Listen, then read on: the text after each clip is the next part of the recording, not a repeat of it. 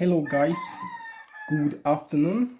My name is Steve Oshiokhai once again, and I welcome you to the second part of our tutorial for CHE 511. As we discussed the last time, I said today we will be moving to Laplace inverse. There are some questions here, the assignments we were given. Now, these questions are similar to the ones we solved in the last class. So I wouldn't want to solve them all over again. I wouldn't want to solve these questions. They are something you can try out by yourself. Very similar to the last ones we solved. So just try your hands, okay? If it's difficult, you can put it in the comment section. If you want me to try them out, fine. But I would want you to try them out first. Then if you can't, I can now see what I can do. So the second assignment, which is the section B, this is the part I would really want us to focus on, because this part could be difficult. So I will see how we can tackle these questions today. Talking about, this section B is Laplace inverse. You can see. So talking about Laplace inverse, one key thing you would need to be able to handle questions in Laplace inverse is partial fractions. So you have to understand partial fractions very well before you'd be able to handle questions in Laplace inverse. So without wasting much of your time, let's just move straight. This assignment I gave you, I hope you did it. I didn't really try it. I didn't attempt it, but I want to believe you did. So let us move on to Laplace inverse. Or should I say partial fractions now? Now, before I move on to Laplace inverse, you remember all what we solved in the last class? All what we solved? You see, then we were just building a list of standard transforms from here. So I would want you to write out the results in this format. I have a paper here. So, or let me just write them out. The results. Okay, so I would want to write out all what we solved, the answers for all what we got. So standards.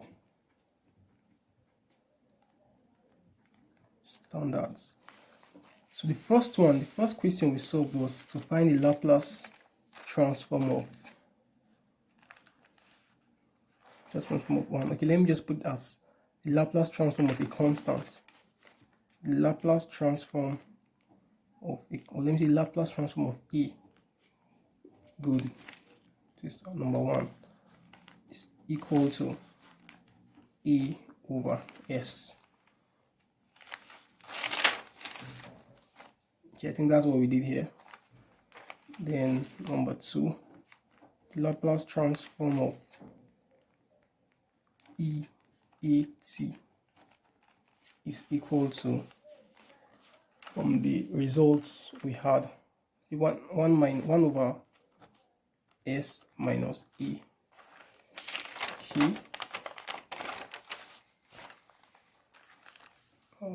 Which other one did we do? There's one important transform I would have loved to solve. Laplace transform of series above n. Well, I'd love to solve it. I don't know if I should solve it now, but anyways, I'll just write it out.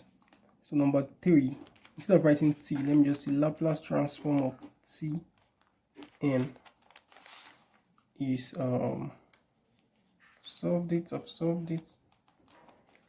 is the n factorial s n plus 1. Then number 4, Laplace transform. So just build a list of cos theta. Where is cos theta now? Did we solve cos theta? Did we solve for cos theta? So just build a list of transforms. build a list of transforms. So this is Laplace transforms of TNEAT becomes n factorial over s minus a n plus 1. Just writing this up on my head now. Anyways, just build the list of, you can do for course number 5 as Laplace transform of cos AT. I think that should be s over s square plus a square now. Then Laplace transform of sine AT, that should be a over s square plus a square. Then Laplace transform of cos AT, that should be, it's s square. I can't remember now. I've solved it before. I didn't put this in my head.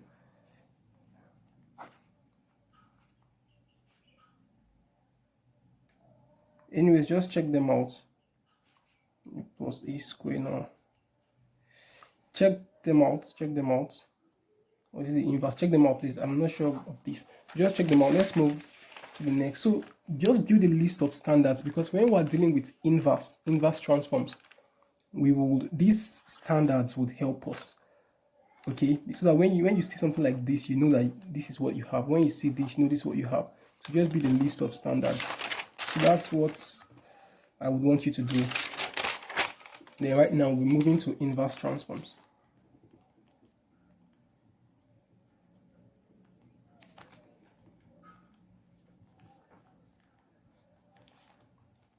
Inverse transforms. Okay, so example 1. Example 1, if find the inverse transform of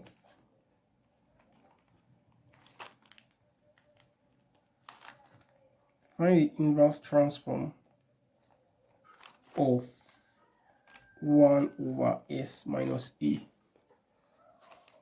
or let me see, 1 over s minus 3. That means an actual constant. So solution, our answer in this case would be what? You remember, you just go to your standards and you look, what does this look like on the standard list? That's standard 2. So the answer is what? If this is your f of s, then your f of t becomes e, where a is 3.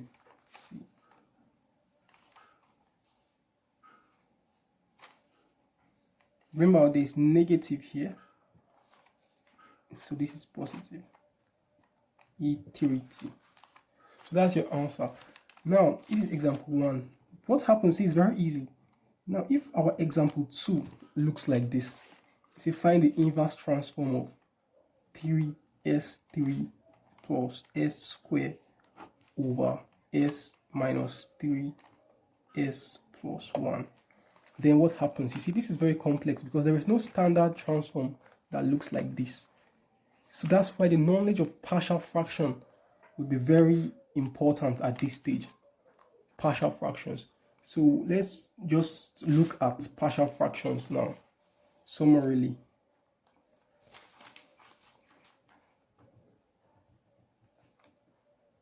So I would establish the rules of partial fractions first.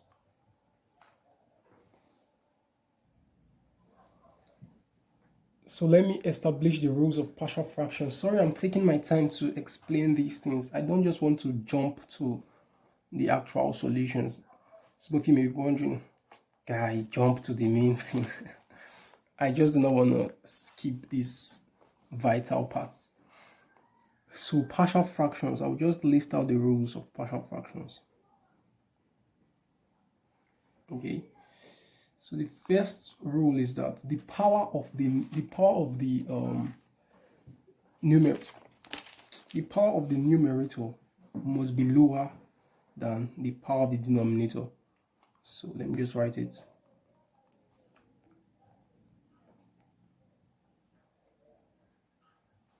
degree of numerator must be greater. Degree of numerator must be lower, than that of the denominator.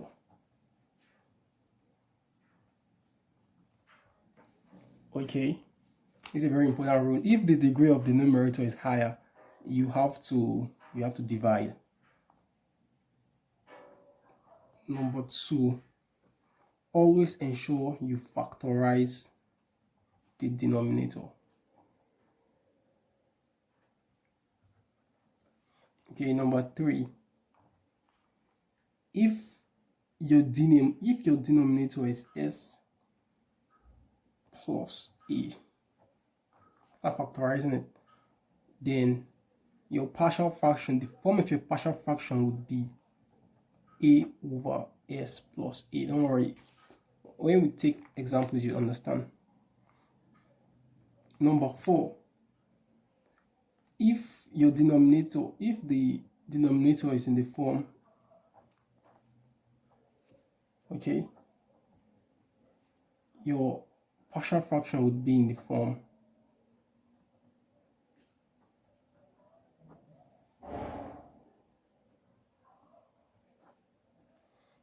okay, then and so on. That's how it keeps going. If your denominator is in the form,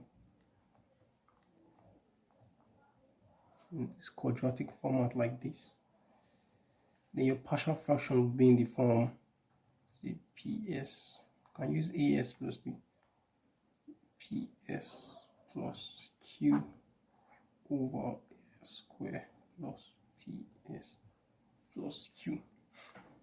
Okay, then if you have something like this,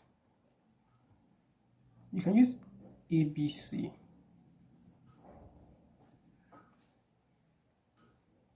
So it's gonna be like what you did here.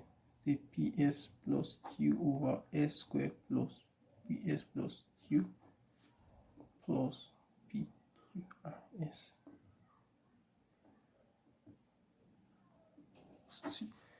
s squared plus ps plus q all squared. So I'm just taking my time to explain these basics. I hope you can see. Just taking my time to explain these basics before we move into the main thing. Okay, before we move into the main thing. So you have to know these rules. These are essential rules for partial fractions. So let us solve one question.